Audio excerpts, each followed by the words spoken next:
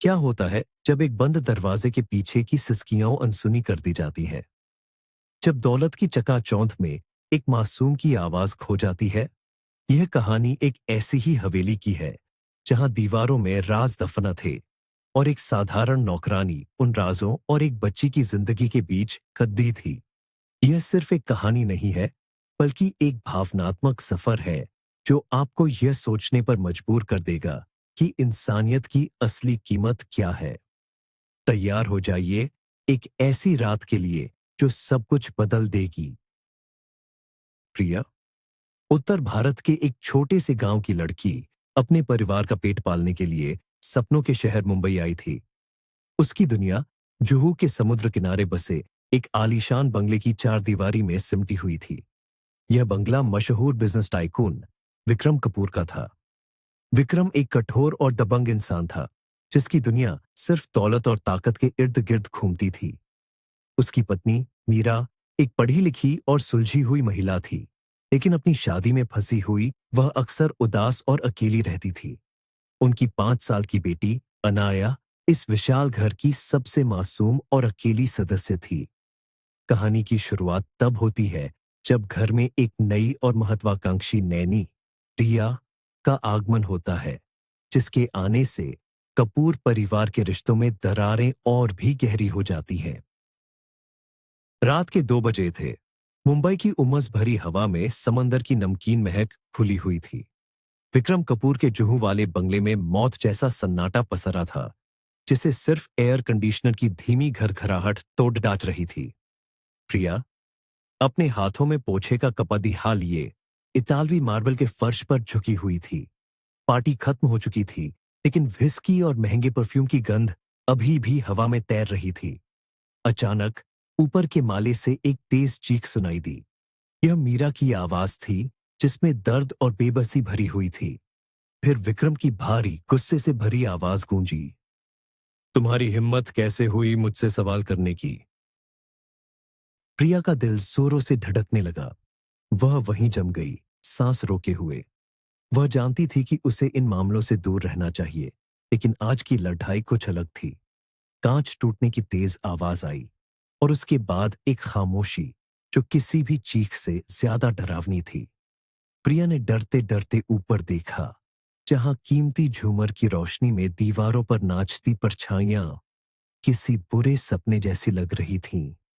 उसे लगा जैसे यह आलीशान बंगला कोई घर नहीं, बल्कि एक सोने का पिंजरा है, जहां हर कोई अपनी अपनी घुटन में कैद है। प्रिया धीरे धीरे अपने सर्वेंट क्वार्टर की ओर बढ़ी। उसका कमरा बंगले के पिछले हिस्से में था, जहां से अरब सागर का धुंधला नजारा दिखता था। कमरा छोटा था, लेकिन उसकी अपनी दुनिया थी। दीवारों पर उसके गांव के परिवार की तस्वीरें लगी थीं। उसने अपनी छोटी सी अलमारी से एक पुराना टिन का बक्सा निकाला।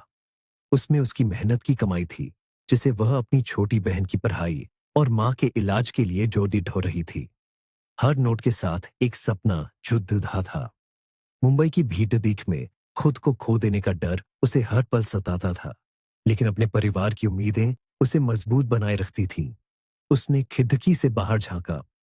दूर शहर की बत्तियां टिमटिमा रही थीं, जैसे अनगिनत अधूरे सपने। उसे विक्रम और मीरा का झगड्डा याद आया। उसे मीरा के लिए बुरा लग रहा था, जो सोने के महल में रहने के बावजूद अकेली थी। प्रिया ने एक गहरी सांस ली। उसे पता था कि इस घर में चुप रहना और अपना काम करना ही सबसे बेहतर है। उसकी अपनी लड़ाई इस घर की लड़ाइयों से कहीं ज्यादा बधी और जरूरी थी। अगली सुबह घर का माहौल बेहद तनावपूर्ण था। नाश्ते की मेज पर विक्रम और मीरा ऐसे बैठे थे जैसे दो अजनबी हों। विक्रम अपने फोन में व्यस्त था और मीरा खिड़की से बाहर शून्य में देख रही थी।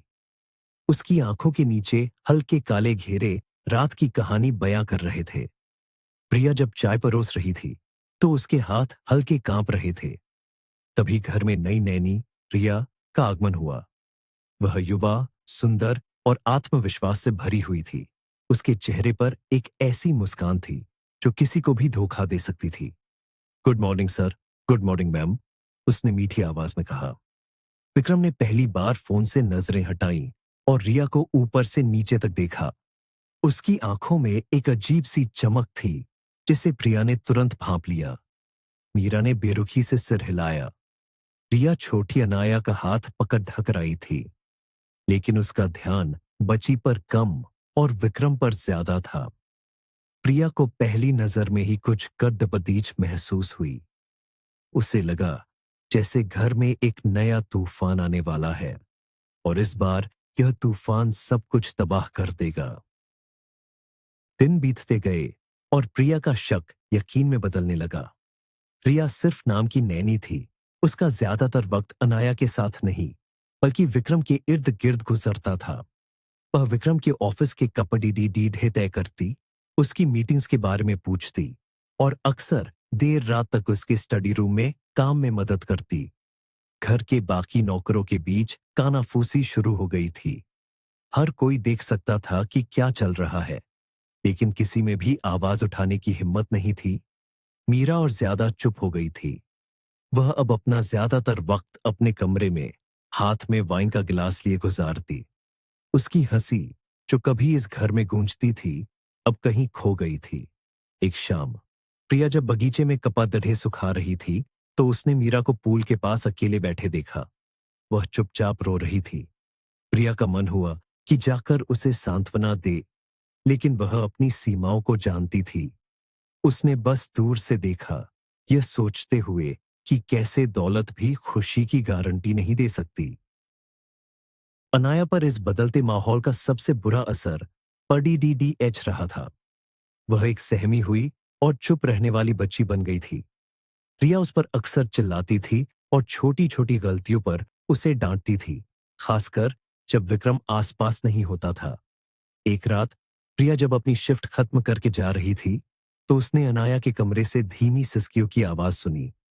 उसने दरवाजे की दरार से झांका। अनाया अपने बिस्तर पर अकेली बैठी रो रही थी और अपने छोटे हाथों से अपनी गुद्धिया को कसकर पकड़े हुए थी। मम्मा, मम्मा, वह धीरे धीरे बुदबुदा रही थी। प्रिया का दिल पसीज गया। वह अंदर जाना चाहती थी, उसे गले लगाना चाहती थी, लेकिन तभी रिया की आवाज सुनाई दी। चुप हो जाओ अनाया, और अगर तुमने शोर मचाया तो मैं तुम्हें अंधेरे स्टोर रूम में बंद कर दूंगी। ये सुनकर प्रिया के रोंगटे खड्डे हो गए। वह बेबसी से दरवाजे के बाहर खड़ी रही, उस मासूम बच्ची के आंसुओं को महसूस कर रही थी और कुछ न कर पाने की लाचारी उसे अंदर ही अंदर खाए जा रही थी। उस रात के बाद प्रिया के लिए सब कुछ बदल गया। वह अब सिर्फ एक नौकरानी नहीं थी, बल्कि एक गवाह थी। हर रात जब पूरा घर सो जाता, तो वह चुपके से अनाया के कमरे के पास जाती। उसे अक्सर बच्ची के रोने की आवाज सुनाई देती। कभी कभी रिया उसे चुप कराने के लिए चिल्लाती और कभी कभी वह उसे नजरअंदाज कर देती, जैसे कि बच्ची का रोना उसके लिए कोई मायने ही नहीं रखता हो। प्रिया का गुस्सा और बेबसी बढ़ती जा रही थी। उसने अपनी एक सहकर्मी कविता से इस बारे में बात करने की कोशिश की। कविता एक अनुभवी और समझदार औरत थी। उसने प्रिया की बात सुनी और एक गहरी सांस लेते हुए कहा, प्रिया, इन बड्ढे लोगों के मामलों में मत पढ़ो। यह हमारा काम नहीं है। हम यहाँ रोटी कमाने आए हैं, इंसाफ करने नहीं। अगर मालिक को पता चल गया तो वो तुम्हें बिना सोचे समझे निकाल देगा। फिर तुम अपने परिवार का क्या करोगी? कविता की बातें सच थीं, लेकिन प्रिया का दिल मानने को तैयार नहीं था। वह हर रात उस बच्ची की सिसकियों के साथ सोती और हर सुबह एक भारी बोझ के साथ जागती। एक रात बंगले में एक बर्थडे पार्टी थी। बिजनेस और बॉलीवुड की दुनिया के बड़े बड़े नाम मौजूद थे। संगीत इतना तेज था कि दीवारें कांप रही थीं। प्रिया और बाकी स्टाफ सुबह से काम में जुटे हुए थे। देर रात जब ज्यादातर मेहमान जा चुके थे, प्रिया को ऊपर की सफाई करने के लिए भेजा गया। जैसे ही वह सीढ़ियों से ऊपर चढ़ी, उसे अनाया के कमरे से एक अजीब सी खामोशी महसूस हुई। हर रात रोने वाली बच्ची आज चुप थी। ये खामोशी रोने से भी ज्यादा डरावनी थी। उसने धीरे से दरवाजा खोला। कमरे में मंद रोशनी थी। अनाया बिस्तर पर थी, लेकिन उसके ऊपर एक मोटा कंबल डाल दिया गया था।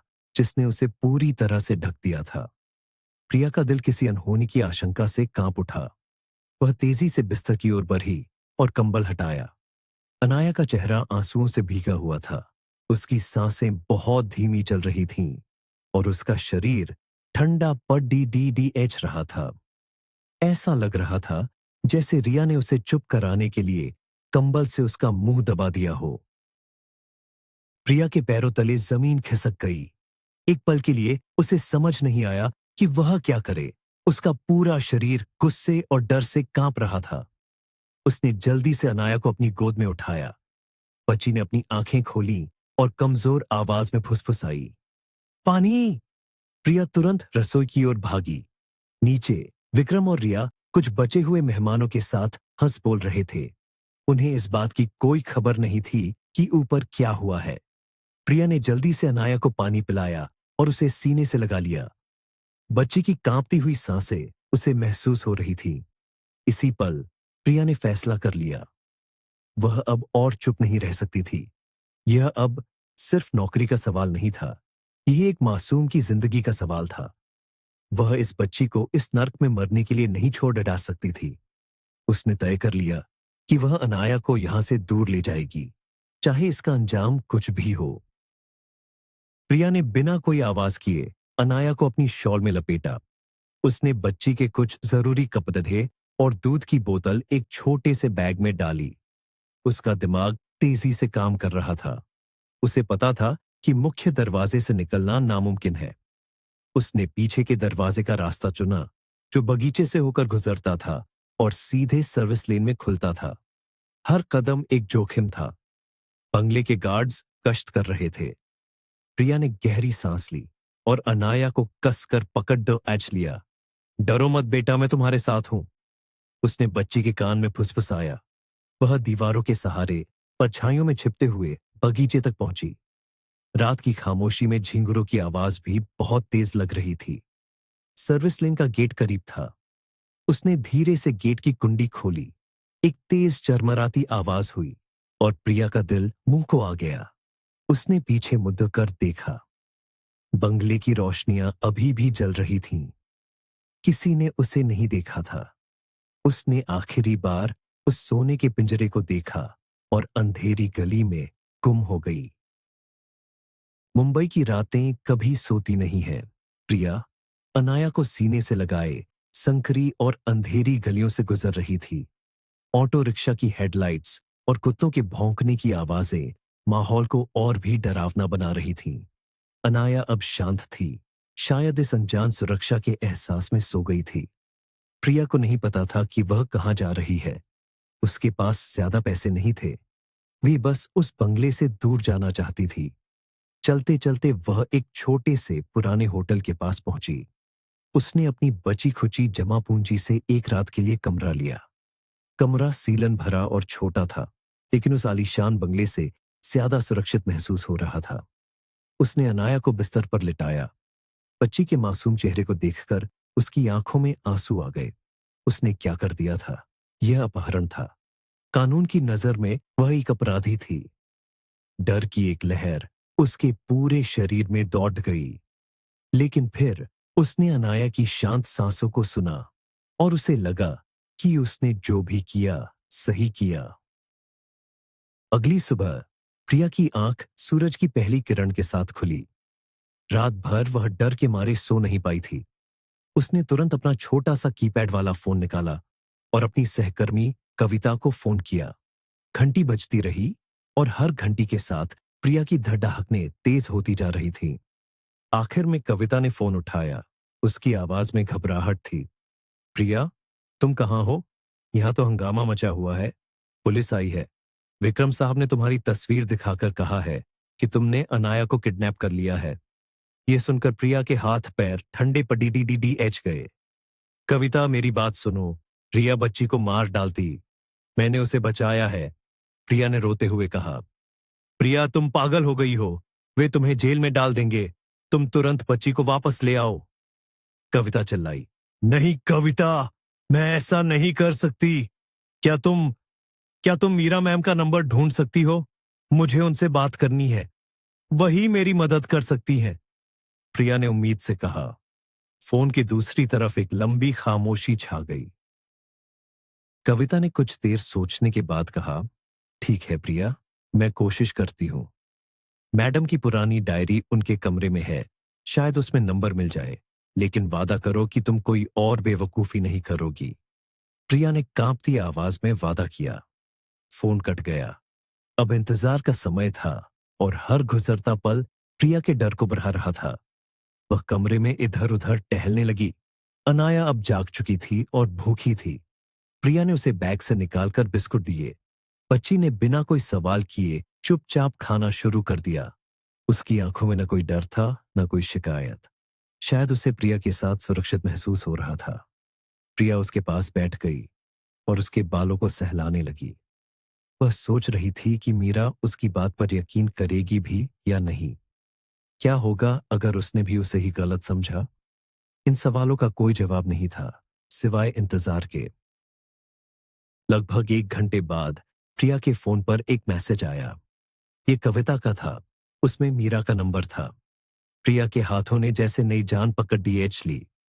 उसने कांपते हुए हाथों से नंबर डायल किया। घंटी जा रही थी। प्रिया ने अपनी आंखें बंद कर लीं और भगवान से प्रार्थना करने लगी। हेलो। दूसरी तरफ से मीरा की आवाज आई। आवाज थकी हुई और बिखरी हुई लग रही थी। मैम, मैं प्रिया बोल रही हूं, प्रिया ने हिम्मत करके कहा। एक पल की खामोशी। प्रिया, तुम कहां हो?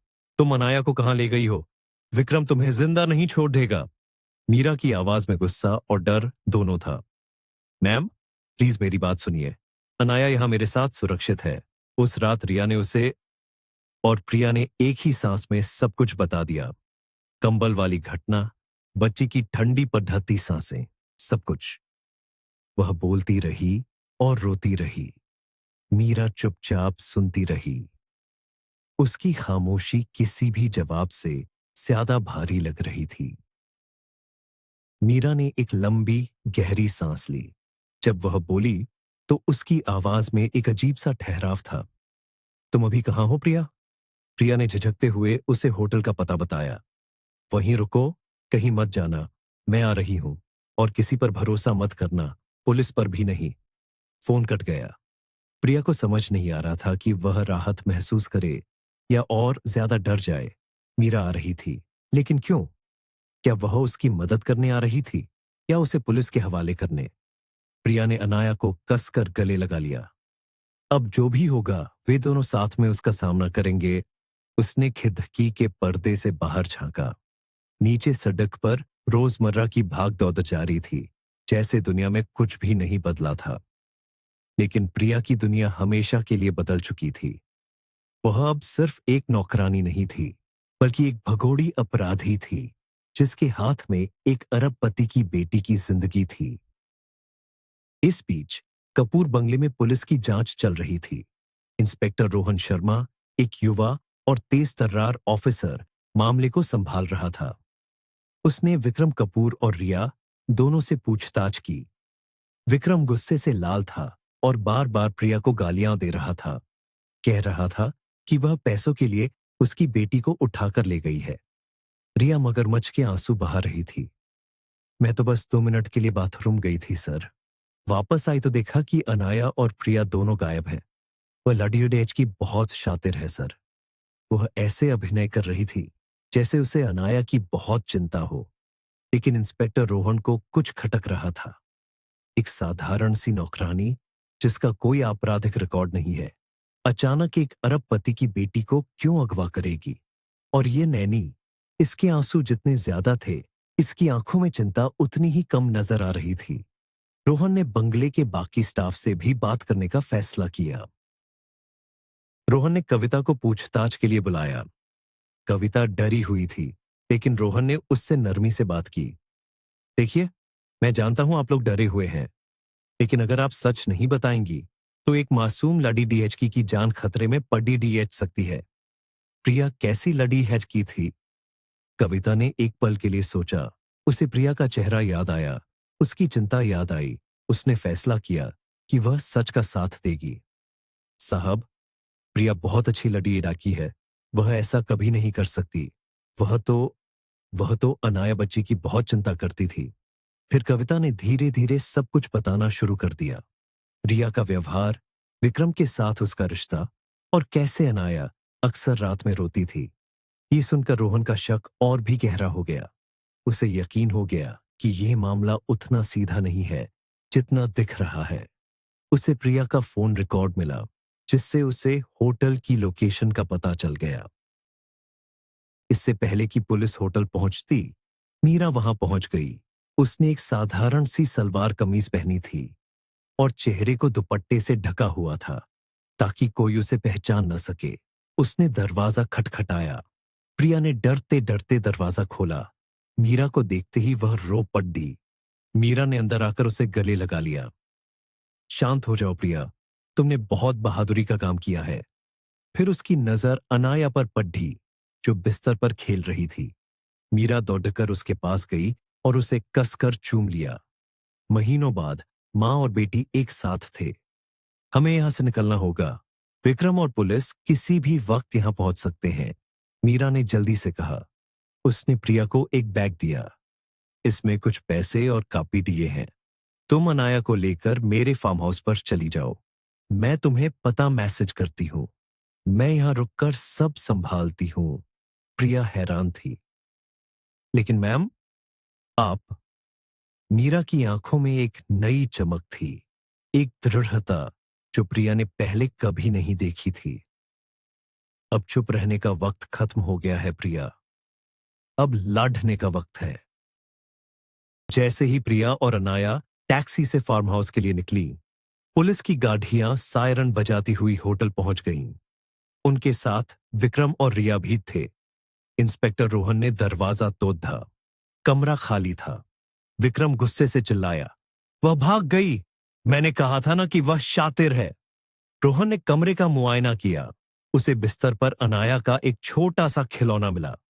उसे समझ आ गया था कि प्रिया बच्ची को नुकसान नहीं पहुंचाना चाहती। तभी उसकी नजर मेज पर पड़ी ढे एक पानी के गिलास पर पड़ रही, जिस पर लिपस्टिक का हल्का सा निशान था। यह प्रिया की लिपस्टिक नहीं हो सकती थी, क्योंकि स्टाफ को मेकअप की इजाजत नहीं थी। उसे शक हुआ कि कोई और भी यहां आया था। उसने अपने एक कांस्टेबल को होटल के सीसीटीवी फुटेज चेक करने का आदेश दिया। उसे यकीन था कि इस कहानी में एक और किरदार है, जो अभी तक सामने नहीं आया है। मीरा ने खुद को पुलिस के हवाले कर दिया। वह सीधे पुलिस स्टेशन पहुंची, जहां विक्रम पहले से ही हंगामा कर रहा था। मीरा को देखते ही वह उस पर चिल्लाया, तुम कहां थी? तुम्हारी बेटी गायब है और तुम्हें कोई परवाह नहीं। मीरा ने शांत लेकिन मजबूत आवाज में कहा, मेरी बेटी सुरक्षित है विक्रम, और वह प्रिया के साथ है, क्योंकि मैंने उसे ऐसा करने के लिए कहा था। पूरा कमरा सन्न रह गया। विक्रम, रिया और यहां तक कि इंस्पेक्टर रोहन भी हैरान थे। क्या बकवास कर रही हो? विक्रम गरजा। यह सच है इंस्पेक्टर, मीरा ने रोहन की ओर मुड़कर कहा। प्रिया मेरी बेटी की केयर टेकर है। मुझे अपने पति और इस लड़च की, रिया, पर शक था कि वे मेरी बेटी के साथ दुर्व्यवहार कर रहे हैं। इसलिए मैंने प्रिया से कहा कि वह अनाया को कुछ दिनों के लिए किसी सुरक्षित जगह पर ले जाए। अपहरण का कोई मामला ही नहीं है। मीरा ने इतने आत्मविश्वास से झूठ बोला कि एक पल के लिए रोहन को भी यकीन हो गया। विक्रम इस नए मोहताज से बौखला गया। यह झूठ बोल रही है, यह मुझे फंसाने की कोशिश कर रही है, वह चिल्लाया। लेकिन मीरा पूरी तैयारी के साथ आई थी। उसके साथ उसके वकील भी थे, जो तुरंत हरकत में आ गए। इंस्पेक्टर, मेरे क्लाइंट के पति उन पर मानसिक और शारीरिक रूप से अत्याचार करते हैं। हमारे पास इसके सबूत हैं। यह अपहरण की झूठी कहानी सिर्फ मेरी क्लाइंट को परेशान करने और उनकी छवि खराब करने की एक साजिश है, वकील ने कहा। मीरा ने रोहन को कुछ तस्वीरें और मेडिकल रिपोर्ट दिखाई, जिनमें उसके शरीर पर चोट के निशान थे। यह देखकर रोहन समझ गया कि मामला अब पूरी तरह से पलट चुका है। यह अब अपहरण का नहीं, बल्कि घरेलू हिंसा और एक पति पत्नी के बीच की लड़ाई का मामला बन गया था। उसने विक्रम को शांत रहने का आदेश दिया और मामले की फिर से जांच करने की बात कही। कुछ ही घंटों में प्रिया पर लगे सारे आरोप हटा दिए गए। मीरा ने अपने वकीलों की मदद से यह साबित कर दिया कि प्रिया उसी के कहने पर काम कर रही थी। प्रिया को जब यह खबर मिली तो उसे अपनी कानों पर यकीन नहीं हुआ। वह आजाद थी। मीरा ने उसे फोन करके बताया कि वह और अनाया अब पूरी तरह से सुरक्षित है। प्रिया ने राहत की सांस ली। वह फार्म हाउस के बरामदे में बैठी अनाया को खेलते हुए देख रही थी। बच्ची हंस रही थी, खिलखिला रही थी, बिल्कुल वैसी जैसी उसे हमेशा होना चाहिए था। प्रिया को लगा जैसे उसकी जिंदगी का सबसे बड़ा बोझ उतर गया हो। उसने उस दिन इंसानियत पर भरोसा करना सीखा था और यह भी कि कभी-कभी सही काम करने के लिए बड़े जोखिम उठाने पड़ते हैं।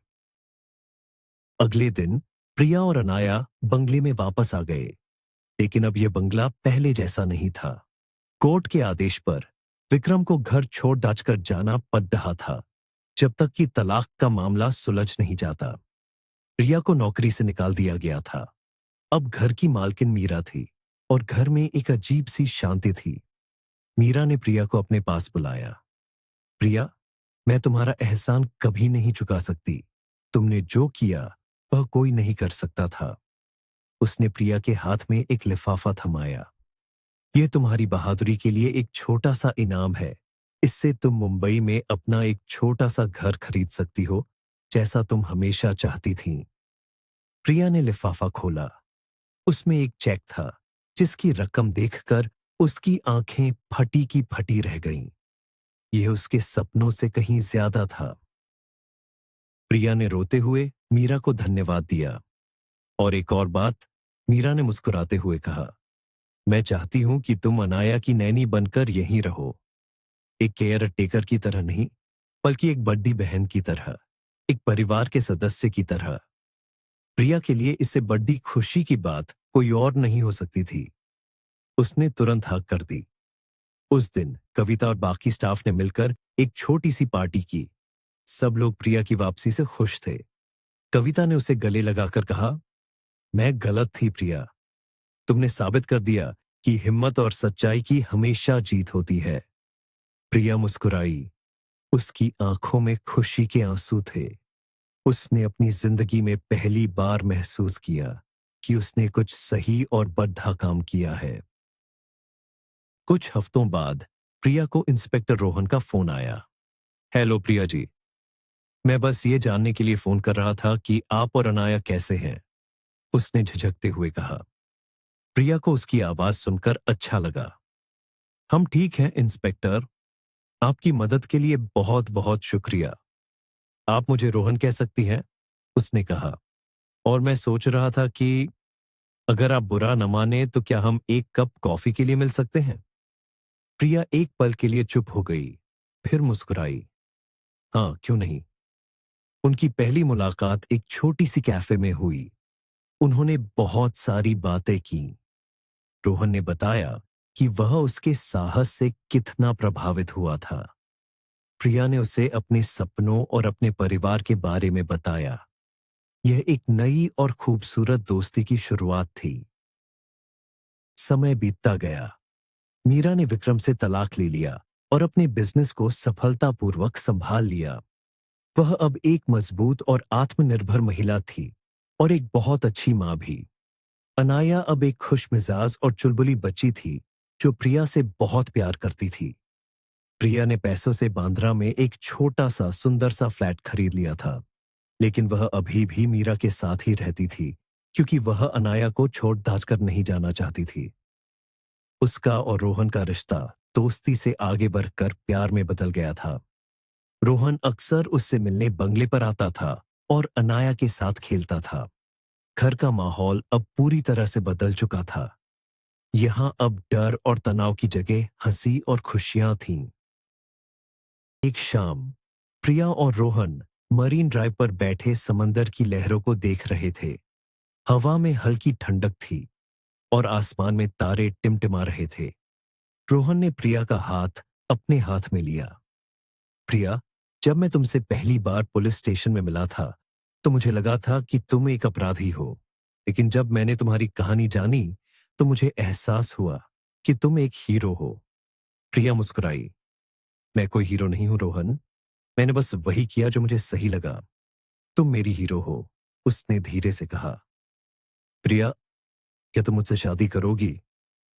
उसने अपनी जेब से एक छोटी सी डिब्बी निकाली, जिसमें एक सुंदर सी अंगूठी थी। प्रिया की आंखों में आंसू भर आए। ये खुशी के आंसू थे। उसने सिर हिलाकर हाँ कहा और उसकी हाँ की आवाज समंदर की लहरों के शोर में गूंज उठी। उनकी शादी बहुत ही सादे समारोह में हुई, जिसमें सिर्फ करीबी दोस्त और परिवार वाले शामिल थे। मीरा और अनाया प्रिया की तरफ से परिवार की तरह खड़ादड्डियती थे। अनाया ने दुल्हन की सहेली की भूमिका निभाई और वह बहुत खुश लग रही थी। शादी के बाद प्रिया और रोहन अपने नए घर में शिफ्ट हो गए। ये एक नई जिंदगी की शुरुआत थी। प्रिया अब सिर्फ एक नौकरानी नहीं थी, बल्कि एक पुलिस इंस्पेक्टर की पत्नी थी, एक घर की मालकिन थी। लेकिन वह कभी नहीं भूली कि वह कहां से आई थी। वह अक्सर मीरा और अनाया से मिलने जाती थी। उसका और अनाया का रिश्ता हमेशा की तरह मजबूत बना रहा।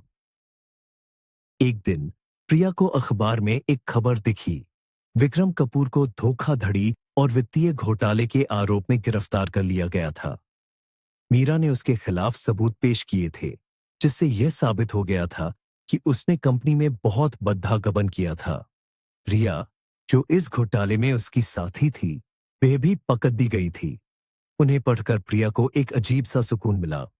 उसे लगा कि आखिरकार इंसाफ हो गया है। उसने अखबार को एक तरफ रखा और खिड़की से बाहर देखा। सूरज चमक रहा था और आसमान साफ था। उसे लगा जैसे उसकी जिंदगी के सारे काले बादल छूट गए हैं। कुछ साल बाद प्रिया और रोहन के घर में एक नन्ही सी परी की किलकारियां गूंज रही थीं। उन्होंने अपनी बेटी का नाम आशा रखा, जिसका मतलब होता है उम्मीद। मीरा अक्सर अपनी बेटी अनाया के साथ उनसे मिलने आती थी।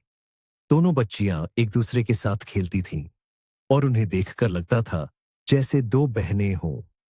प्रिया अक्सर अपनी बेटी को अपनी कहानी सुनाती थी, एक साधारण लाडचकी की कहानी जिसने सही काम करने के लिए हिम्मत दिखाई। वह उसे सिखाती थी कि चाहे हालात कितने भी मुश्किल क्यों न हो, हमें हमेशा सच्चाई और इंसानियत का साथ देना चाहिए।